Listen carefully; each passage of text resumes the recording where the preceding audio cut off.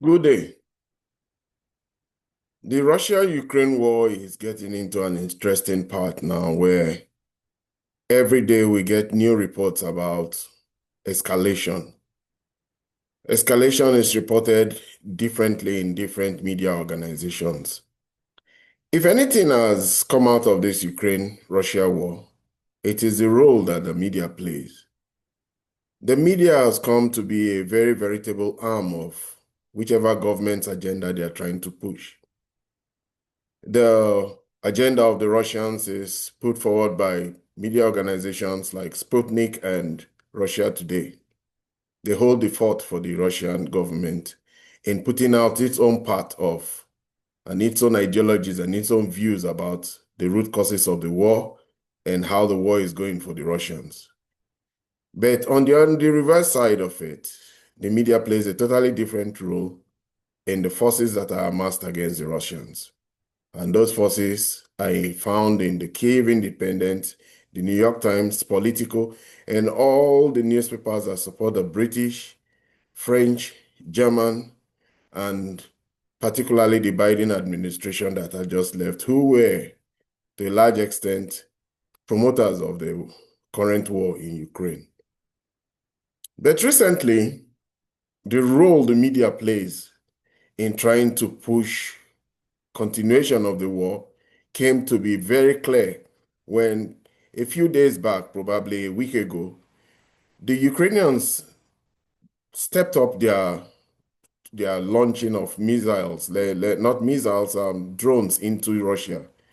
They launched well over 500 drones into Russia over the course of 2 or 3 days. They targeted Moscow. Their whole intention was to wear down the air defense systems of the Russians. And in launching all these drone attacks at various cities across Russia, the West was very silent to reporting it. I noted this because as a former journalist and as an editor, I live by one creed. I try to get the news from different sides and different perspectives, so I situate myself very well in the issues and know the different parts of every belligerent in a conflict. So when I got to know that the Russians were shooting down quite a lot of Ukrainian drones, it was, I would say, I was amused or bemused to find out that not a single part of that report was made in the Western media, not one.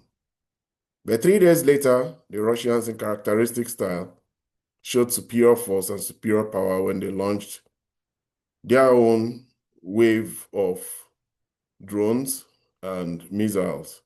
They launched Caliber missiles, they launched Iskander missiles, and they took out quite a lot of Ukrainian military industrial complex facilities.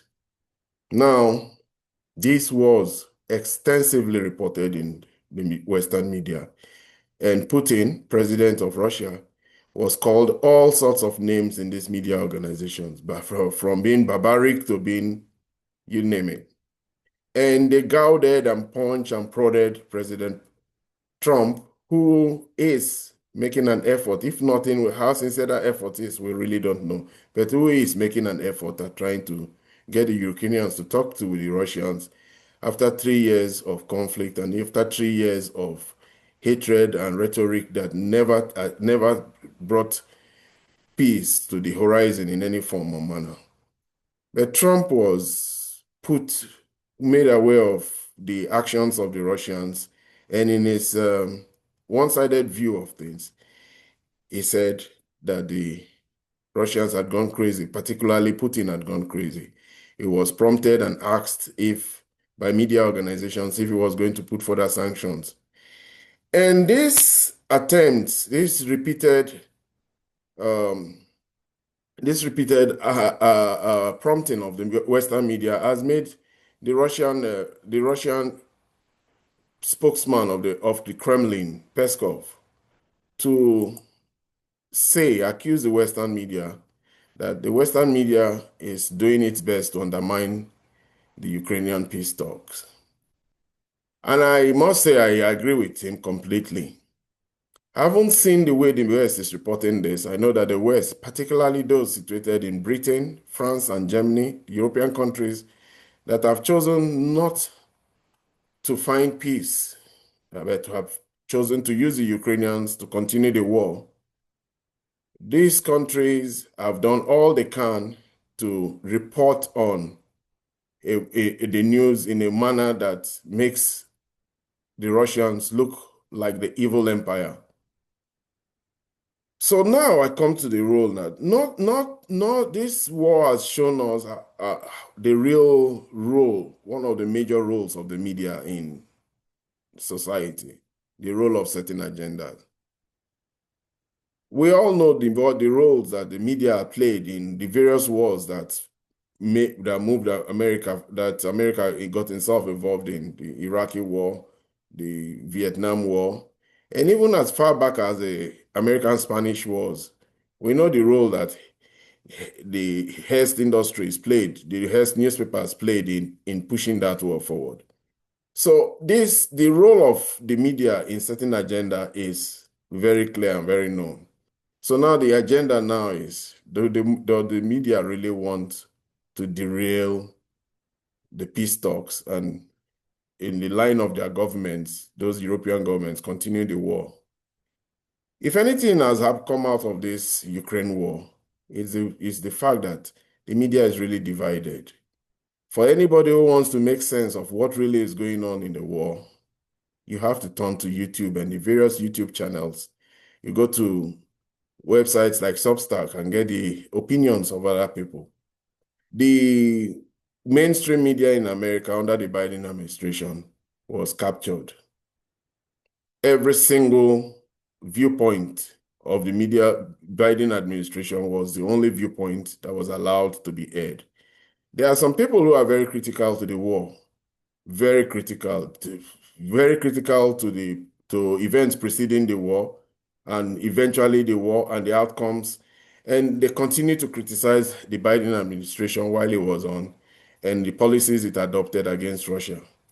And if there has been any voice in America, none has been bigger than that of Jeffrey Sachs and John Mearsheimer, Steve Ritter, Colonel McGregor. All these people don't have space in the West in the mainstream media, but they are constant and consistent faces you see in various YouTube channels that talk about the war and give you perspectives of the war that is so different from what you find in the media. The media has become complicit in this war in a way that cannot be said. The American mainstream media. And for anybody who wants to make sense of all the drivers of this war from every single point of view, your best bet will be YouTube channels there, because whatever you get from from CNN, from BBC, from Washington Post, or from New York Times, is just an adulterated form of what the government of those countries where these newspapers are situated, what they want, because they get only the mouthpiece of the government officials, and they give you only the releases as issued by the Ukrainian army. In fact, if you read only the New York Times and you read only the Washington Post and you read only the Telegraph and all the other newspapers of Britain, you will believe that by this time, the Ukrainians are just a few steps away from Moscow.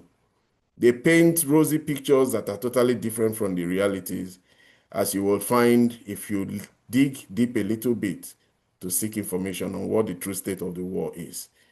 At this point, the Russians have taken 4 oblasts in Ukraine, but you will never know that. The Russians are getting closer to the Dnipro River, but you will never know that in New York Times. They paint rosy pictures and change the whole reality and truth. Truth has a new meaning to these people.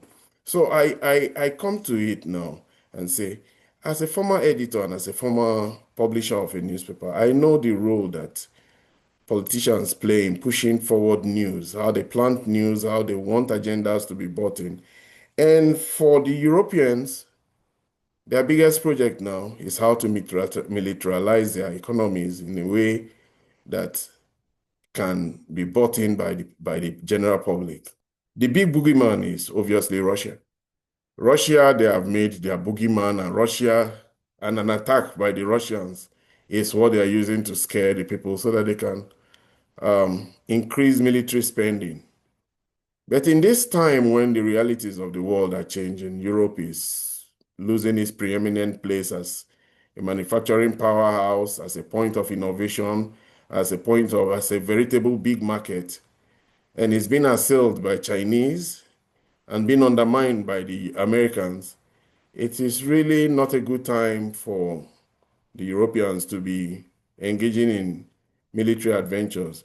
Maybe the thinking is that military adventurism will spur their economies. After all, military adventurism has spurred the economies of so many other countries. But we should also know that military adventurism ruined Europe. The rise of America to being a global hegemon was on the back of the continuous bickering, hatred, wars of the Europeans in pushing forward the World War One and World War II, and in allowing the Americans to show up as their saviors, as in picking a side and defeating one person, one country that was trying to become a hegemon, a regional hegemon, most notably Germany. The Europeans emasculated themselves, and by the end of World War II, the only global power that there was just America and the Soviet Union. The role of the media is, in the mainstream media, is despicable, to say the least. It is totally abhorrent to any sense. We agree that in the Western world, the media is private and the media is still a business entity that needs to sell. But when they are selling lies and selling agendas that promote hatred, it is really not a good thing. Donald Trump is in a bind. He is in a catch-22 situation. If he continues this war, then he bleeds America continuously in a war that they'd rather not be in. If he leaves this war, then the media and every other institution out there that promote the war, the think tanks, all the bodies, the lobbyists, the Ukrainian lobbyists, and all the other institutions that promote the war, we will accuse him of betraying Ukraine and leaving the war. He is in a bind and he's in a distance. The military industrial complex wants this war to go on so that the factories all across America producing artillery shells, producing fighter jets, producing Patriot missiles, producing the vaunted military hardware that America is known for. Those factories will continue humming. But that is not the preference for America, for Donald Trump. Donald Trump would rather car factories. He would rather car part manufacturers. He would rather that semiconductor manufacturers. He even wants Apple to bring down its own manufacturing facility and value chain to America. That is the kind of manufacturing Trump wants. He wants to reduce the deficit at a time that the American dollar is losing value, at a time that people are not buying American bonds as they always used to buy American debt and credit as they used to. So these are perilous times for America, and Donald Trump knows this. As a businessman, that's where he comes from. I guess one of the big reasons that most politicians prior to his coming on were never looking at the way he looks at. He wants to balance the books of America because he's a businessman and he realizes that in business, your expenses must always be below your revenue. He wants to increase the sources of revenue for the American people and so that he can do more for them. But this war and all the wars America finds itself in continue to bleed America. It's so ironic that the people who want America to pursue unending wars all across the world keep saying that they will be undermining those countries. They will destroy us. They'll use all fancy adjectives and fancy words in stating that these wars are just. But ultimately, wars cost money. There was a time when America had limitless access to money and could print money recklessly. That time is slowly coming becoming over. The involvement of foreigners in America's economy is reducing. It's becoming smaller.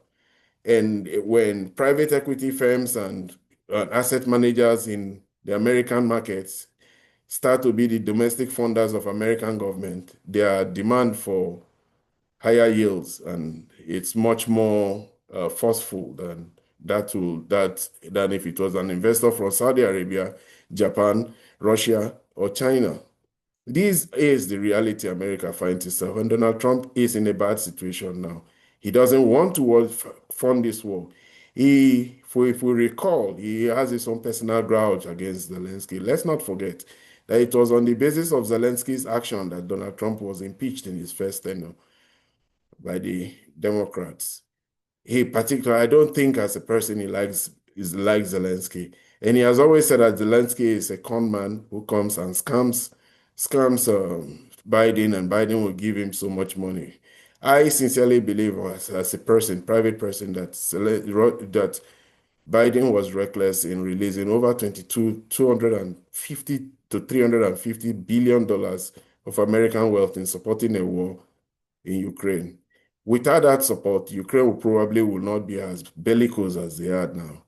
And the Europeans will probably not have been able to prompt and push and give him the Europeans the kind of bulwark that is making them feel that they can stand up to a power like Russia.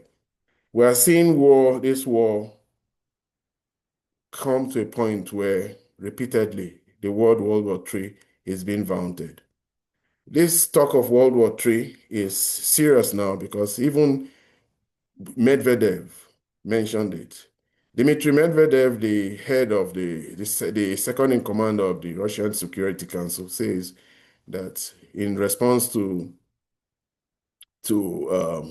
Trump's threat that Putin was playing with fire, he says there's no fire. Anything that you throw at us will possibly lead to World War III. And when the peace envoys of Trump, like Kit Kellogg, like when Metz, when Macron, when Starmer of UK push and push and push the Russians, threaten new forms of escalation, the Russians are now at that point where they are looking at it. They will soon be in this war in an all or nothing mindset. They will soon be pushed into this war where we will get to an escalation that will make people sit up and say, do we really want to go there? And the role that the media is playing in pushing and prompting this war and proving is, to say the least, despicable. Because at a point when America should be looking to peace, America is promoting peace, America is looking for peace. The one person, the one actor who has become a peace agent, for whatever reason, whatever his motive is, he's the only one who is calling repeatedly peace. The media has aligned itself with those warmongers who want this war to continue and who don't want to undermine the peace process. And it is a glaring shame. I will choose not to mention too many of them, but for those of you who read these newspapers and who get your content of your news and your viewpoints and how these viewpoints are shaped by just the news you get from probably BBC or CNN, you should know that the media has a not too ingenious motive. Their motive is, I would say, evil. It's not a good one at this point in time, and maybe that's why Donald Trump calls them, in a blanket manner, the fake news press. I feel sad that I have to be the one slamming the media for its role in this war, as I am now, more so since I'm a newspaper man, I'm a journalist, and I continue to see myself as a journalist as I publish an online newspaper, and I now put out this information there now in a blog, which are all media content.